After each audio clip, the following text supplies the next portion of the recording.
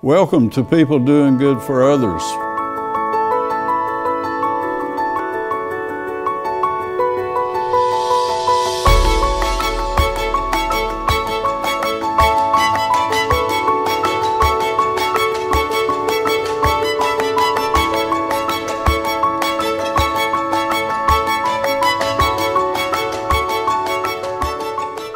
This is People Doing Good for Others, where we celebrate, honor, and hold in the light those who truly make significant contributions in our communities.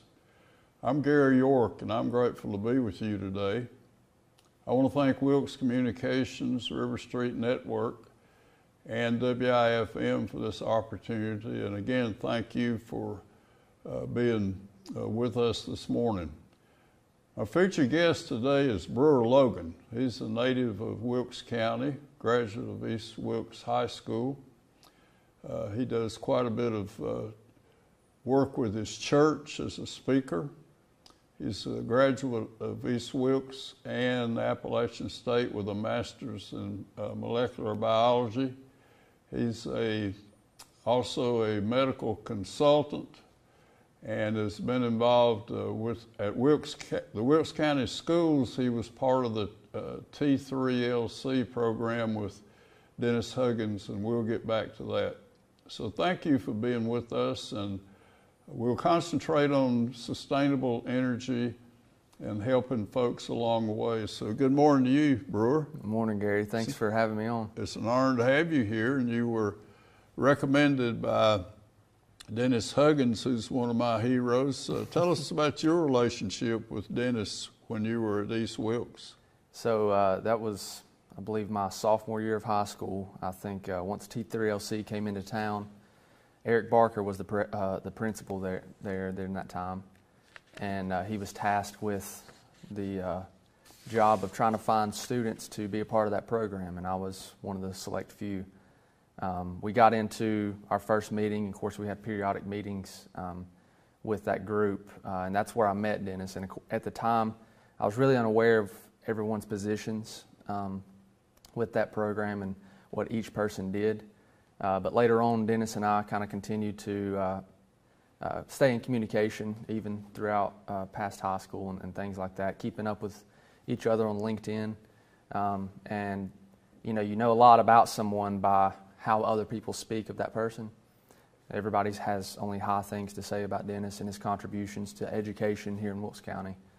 And I'm glad to be his friend, and that he was able to organize this as well and put us in contact with each other. So I also am reminded of the T3, that's time, talent, and treasures, and we're expected in life to give those. Mm-hmm. And that was part of the essence of philanthropy and helping those in need with the T3 part of the T3LC. Mm-hmm. So thank you very much, and I'm honored that Dennis would bring us together. So absolutely. If you will, go back to growing up and your family, where'd you live, and some of those important things. Yeah, absolutely. So I grew up down 268 with my parents, Jim and Shelley Logan. I've got two younger brothers, Abram and Joa Logan. Growing up had really nothing to complain about. Everything was kind of what I needed was there, and I was early on instilled from my parents with moral values, the things that I should uphold. They gave me a good social IQ and gave me an analytical mind to kind of search things out for myself and establish my own thoughts during those times. Growing up, I went to Roaring River Elementary. Those are some good times at that school. It's always nostalgic to walk back through there. Now I've got cousins and nieces that go there, and after Roaring River, East Wilkes High School, and during those years from elementary school to high school, I ended up, academic rigor was not always there for me. I didn't really try in school. Yeah, and part of it was because I I felt kind of helpless about it. I had dyslexia when I was a kid, and I saw multiple therapists. Had to do multiple different exercises. I went to, a lot of people may remember the Sylvan Learning Center, the commercials, and I do. yeah, so I had to go through that program, and it was kind of, was a shock to my confidence. Shock to your confidence. Exactly, and so I like that. after that, it was really hard for me to think that I could succeed in school. And what ended up helping me was I had a couple teachers in high school that I have no symptoms of dyslexia now, but during high school I had a couple teachers that really made it, I guess it was more like a competition to me to do well against my peers and things like that, and also to impress. I had an innate will to impress, and so it just really helped me to push forward. And so I graduated high school with honors, started applying to colleges and got into a few, and ended up going to App State. How did you make that decision? Appalachian State. Mm-hmm. So App State was, I took a tour before I went in, and the tour was in the snow, and I loved the cold weather. So I always told the undergraduates when they were looking for prospective schools to understand that it's going to be cold, and if that's not something you're used to, then this is not the place for you. So, but then just after the campus tour, the vicinity, location close to family, church, home, friends, and things like that, that's where I chose to go. You mentioned your church. Mm-hmm. Go there for me, right? I want to learn about that from you. Yeah, so growing up, that was something very close to us. My entire family kind of grew up near each other, and our home location, our home congregation is Bethel Branch Church of Christ, and that building was built years and years ago, and so we've got generations of our family that have gone there. But we also congregate with places across North Carolina to Winston-Salem, up into Virginia, a couple locations in Virginia. And so growing up in church, so always going, a couple things kind of become innate to you, the things that are said, the knowledge that you're supposed to have. However, for me, there was a point later on in my life, which actually was up into my college years, that I really took an interest in everything that I hold dear or anything that I use to support my moral values.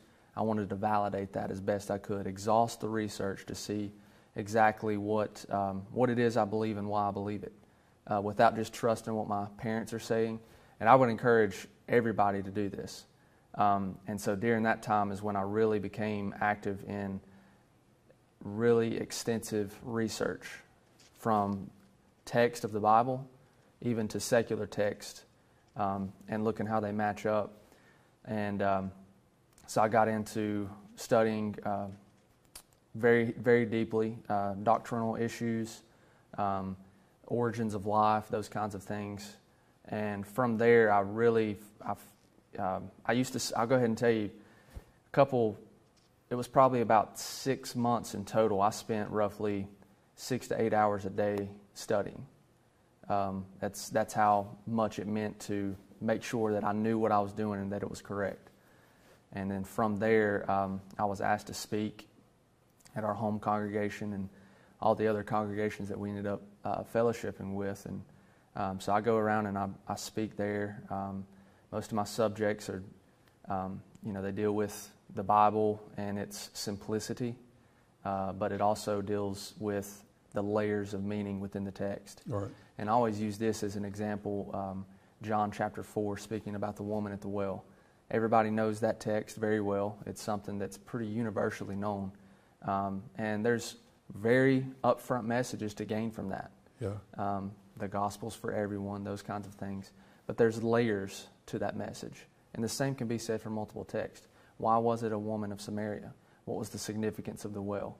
Those kinds of questions that you should ask while reading the text, and those are what I like to dive into, not those surface level meetings that you get.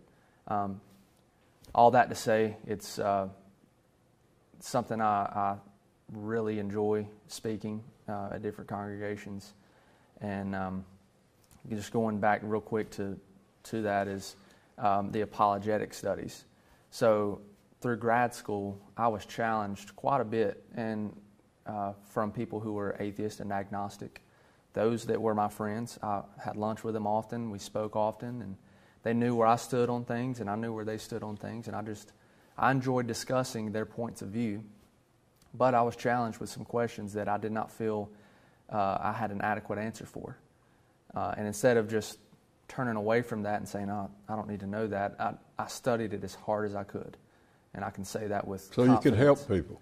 Well, help them and also help myself, yeah. And so I ended up speaking to a lot of atheists, a lot of agnostics, and from those studies, I really dove into a lot of apologetics. And with my scientific background in biology, there's a lot of deep literature that I can read and understand a little bit more. And my goal is to be able to take that information, bring it down to levels where the majority of the population can understand it, and let them see exactly how life's origins, they do not match with probability, the information theory, the probability theories of the origins of lives. And we're seeing this even across secular scientists who don't have any prejudice or biases. They're reworking the theories that we've been teaching in schools for years. And so it's a really important wave. Brewer, let's go to your career now. Okay. What are you doing? How does it work? How do you cultivate business? Just give us some idea of the travels in the Western North Carolina today for Brewer Logan. Absolutely. So I, through my later years of grad school, I got married, and I was looking to make some more income beyond what I made as a graduate student. And so I started doing some research, and I was approached by a company known as Radius Clinical Laboratories. And from that point on in grad school, I started working with them. And basically, it's the clinical lab space is something that is kind of saturated to some extent, but there are many gaps in the services that are being offered by a doctor, by other lab companies, other labs. And so the way we help doctors and clinics in total, doctors' offices, hospitals, the way that we help them out is by providing a reliable, accurate service for clinical testing needs. So that can be from, blood, anything from, your wellness panels, any type of therapeutic monitoring that needs to take place. We can do it, toxicology, infectious disease, those kinds of things. And generally what I will do is I'll meet with a provider, so medical doctor, nurse practitioner, PAs, those that, if there's a board that owns the clinic, meet with them, and I'll assess their business, basically see what kind of care they're providing, what is their most needed test that they need, that they're going to be ordering most often for their patients, and then see, is it economically feasible for them? Maybe they can bring those tests in-house. And so we actually consult with setting up machinery in-house for the doctors to use, so they can run the test in their own facility quicker and get the results back. Now that to say, our company, just because of our reach and what we have at our disposal, we're able to get tests turned around within 24 hours and sometimes less for the results for the docs, and that's a huge thing for them. And another thing that we provide is just a peace of mind and accuracy. Right. So our company's owned by Dr. Phil Radford. He is a PhD physicist, very intelligent man, and this isn't it is a business, but it's a scientific first business. We have a scientific first initiative, and so we're innovative in all our testing methods, and we're currently we're providing COVID-19 testing to universities and businesses. At ASU now, you're working, hopefully put that together? Yeah, so I'm negotiating with Appalachian State right now, providing their COVID-19 testing. They've got some current issues with, I guess, inventory with who they're currently using, and me being an alumni and my willingness to help my alma mater, I definitely would love to be able to help them out. I bet. Yeah. Yeah. Let's move on to sustainable energy. Okay. And I think that should be a key for our special moments here together. And or first, let's do your master's degree and give us some idea on the layman's terms about those couple of years earning that degree, if you will. Absolutely. So my senior year of undergrad at App, I was working on a research project. It was for a capstone. It's a senior thing that you're supposed to do to finish up your degree in molecular biology. And the supervisor of that project approached me and said, have you thought about finishing this project into a publication while getting a master's degree? And to be honest with you, that never really entered my mind. Was that life-changing in that moment? Well, it really was.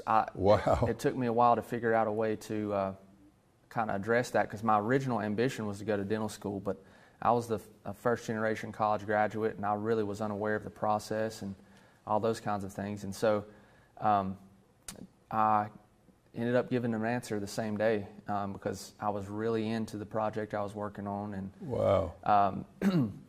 So throughout the next few years of grad school, basically what I'm, I guess you can say, more versed in, I wouldn't consider myself a complete expert, but my research was on cancer metastasis. So I looked at cancer cells from all types of cancer, well, not every single type, but a lot of types of cancer. And I looked at these cells when they gained the ability to move from their primary tissue location to other sites throughout the body. What inside of that cell is signaling that change? And we know that there's a large protein complex, but we don't know what all proteins are involved and how they function with one another. And so I characterized a rather novel protein that was shown to be upregulated in all these metastatic cancer sites. And so I characterized that protein further and looked at that protein complex. And I believe from our research, we published in the journal PLOS ONE, and I believe from our research that there may be some new therapeutic targets to look at in treating cancer metastasis. You're also involved in a startup. Yes. Here, right a few blocks away. Yeah. And I want you to share with us sustainable energy, renewable energy, those concepts, and the involvement you have with this new company. Yeah, so our company name is Veranovo Energy. It's Veranova? Veranovo, yep. Okay. And so we've got our websites up, veranovoenergy.com. It was started by my partner and myself, and he's actually a molecular biology grad student from App State as well, which is where our idea originated. We were kind of, anytime that you're doing something at that level, you have to exhaust the literature to know what's already been done. And so we're in literature reading peer-reviewed papers constantly. And for some reason, I can't really pinpoint that reason, but we came across literature talking about algae. Algae is microalgae specifically, not macroalgae. And its ability to be used for sustainable purposes as food additives and different things like that. And we started looking into the oil that can be extracted from the algae and how that oil itself could be used as a power generator, either through transportation or through maybe investing it directly into the electrical grid. And so we found that, all the research that was out there was very easy to understand, and it seemed kind of upfront to us with our background knowledge. People were looking at creating synthetic genomes for these microalgae, and we know how to do those things. And I thought, let's grab some of this algae, let's buy some from somewhere, and we'll just start working with it ourselves. And so we actually set up at home a little laboratory and started doing some research. And We Wow. found we did some protein work on the samples, and really what that led to is trying to figure out the big problem with using algae as energy production is the scalability. It's not cost effective, and it's cost prohibitive, and the need for auxiliary energy is pretty large in order to grow these algae. So the net energy production is not going to be beneficial. And so what we ended up doing is coming up with an innovative way to provide that cost that's needed, as well as the auxiliary energy that's needed. And so what we have now are 3 forms of You're going to put this in a plant here in Wilkes County? Yeah, that's the plan. We'll have 3 forms of biomass production that will produce energy for our facility and for the electrical grid. And we're wanting to set this up in Wilkes. I believe Wilkes, not only could they use another business in town, but not something larger than a retail store. This would be, at full production capacity, we're looking to have close to 100 employees here within the county, and then expand from there, from that plant. And so it'd be huge for the county. It would be great to have this type of notoriety for the county as well, and for North Carolina in total. And so we've been working. We've got some great representatives we've been working with in Raleigh, who's kind of helping to support us. So if I understand, you'll actually sell electricity to Duke Power, maybe? Yeah. So our first phase, as far as getting set up with power production, is selling that energy back to Duke or Blue Ridge, whoever is the utility provider, depending on where we're at. And then the other forms of revenue for us is going to be our byproducts. The algae byproduct will be sold as a livestock feed. All of our products will be in the agricultural space. There's a ton of research out there. There's a need for an alternative feed for livestock, cattle, hog, poultry. And Wilkes County being one of the largest animal production counties in the state. Well, yeah, definitely in terms of poultry, that's for sure. But you go down to Dublin and Swanson County, they've got all the hogs. And of course, we have some very large cattle farmers here as well. And so, I mean, that is a huge need. And part of the reason, if I can explain that need, is because a lot of the livestock feed that's used to feed animals is previously used to feed humans. So it's the byproducts from human food production that we feed to livestock. Now, the need for milk, meat, eggs, other protein sources that we get from livestock continue to increase. All of our government agencies have done the statistical analysis on this, and it continues to increase. By the year 2050, they estimate we'll have 9 billion people on the planet. And so if that need goes up, then all the food that we're trying to produce has to go to these livestock. And so it's pulling away from what we need. 50% of the corn that we grow in the U.S. is used for ethanol production. Explain the difference between renewable energy and non-renewable for us, please. Basically, it's just an energy source that can survive itself.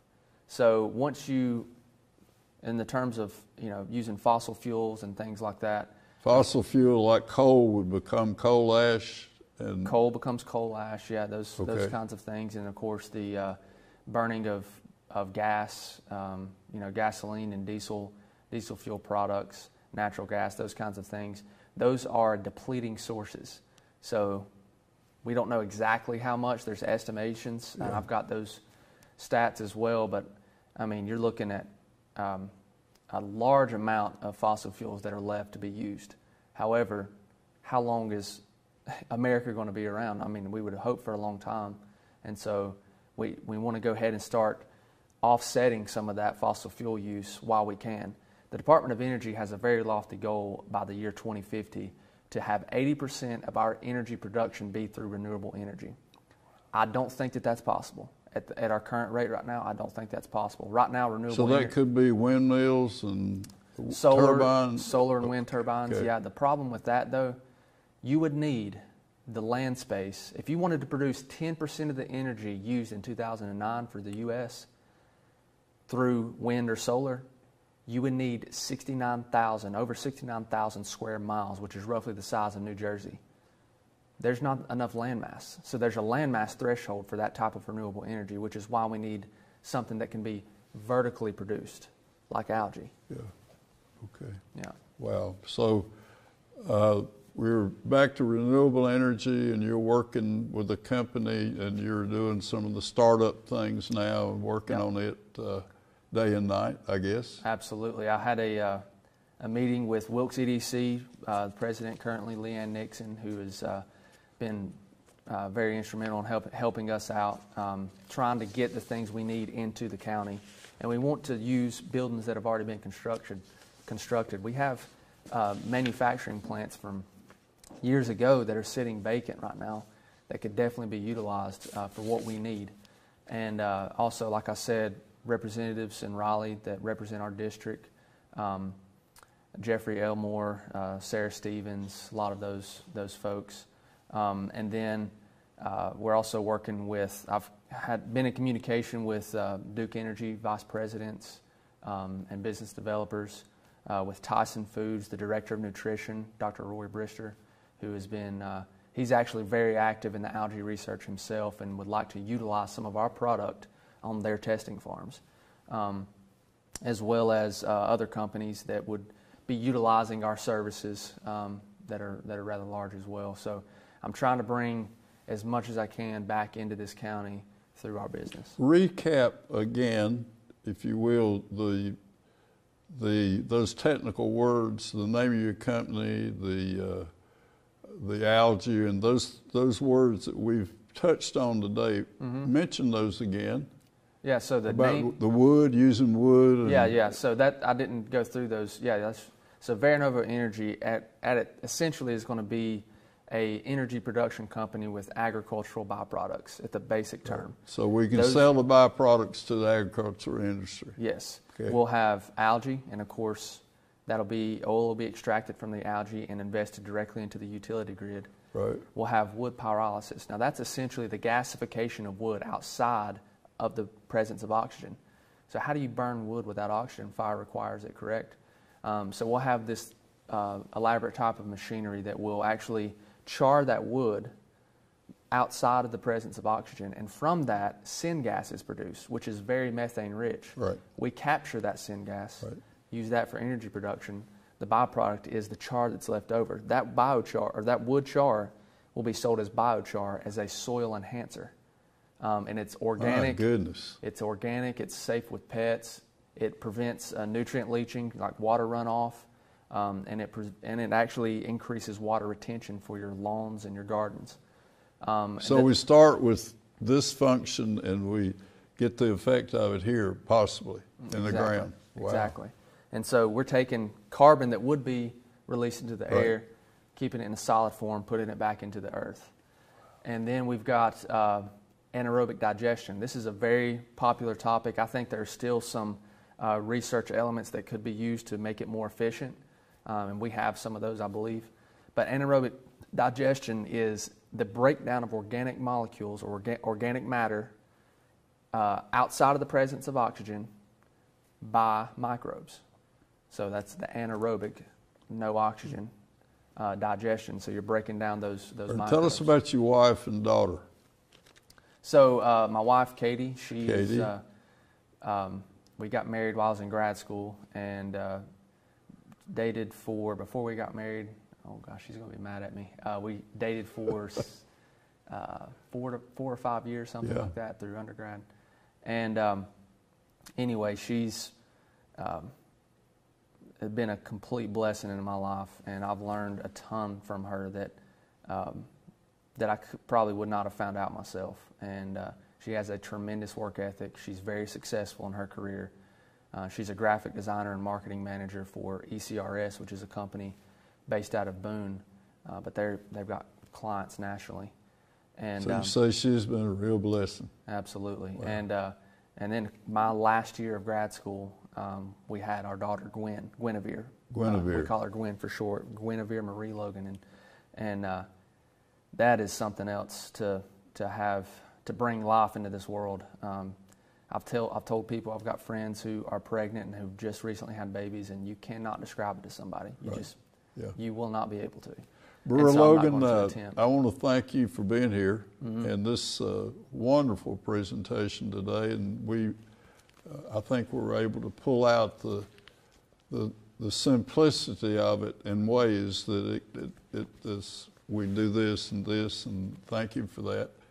And I want to thank River Street and for Wilkes Communications for this opportunity, and close for us with your sense of being and the opportunities you have in life to matter. Yeah, well, I mean, I truly believe that one of the greatest pieces of advice that I received, at least for me early on, was from my dad. I had questions. I was very, inquisitive, I guess, as a kid. And he would say, look it up. You've got the world at your fingertips now. Look it up. You can find out anything. Wow. But do not just trust the internet. You have to exhaust the literature. And you can teach yourself a lot. People use YouTube a lot to learn new skills and those kinds of things. But that's serving God is important. Absolutely, yeah. And making sure that you maintain those moral values throughout your failures and your successes. There's examples of that. Moral values. Yeah. Thank you for being here. Yeah. Thank you so much. Brewer Logan, a wonderful advocate in our community, a person who cares in the lives of others, who's a giver, who's involved in our community and who wants to make a difference and will make a difference. And thank you for being with us today. I'm Gary York.